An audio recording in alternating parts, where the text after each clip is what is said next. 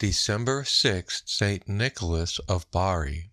Saint Nicholas, the patron saint of Russia, was born toward the end of the 3rd century. His uncle, the Archbishop of Myra in Lycia, ordained him priest and appointed him abbot of a monastery, and on the death of the archbishop he was elected to the vacant see. Throughout his life he retained the bright and guileless manners of his early years, and showed himself the special protector of the innocent and the wronged. Nicholas once heard that a person who had fallen into poverty intended to abandon his 3 daughters to a life of sin.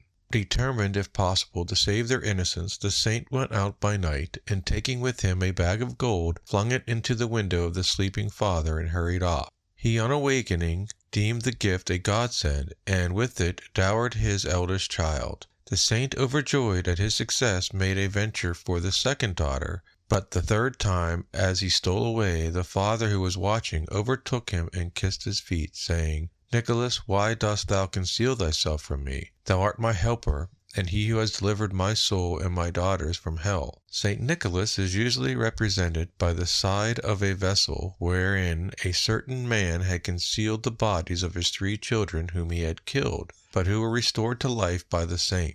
He died in 342. His relics were translated in 1807 to Bari, Italy, and there, after 15 centuries, the manna of St. Nicholas still flows from his bones and heals all kinds of sick. Those who would enter heaven must be as little children, whose greatest glory is their innocence. Now 2 things are ours to do. First, to preserve it in ourselves, or regain it by penance. Secondly, to love and shield it in others.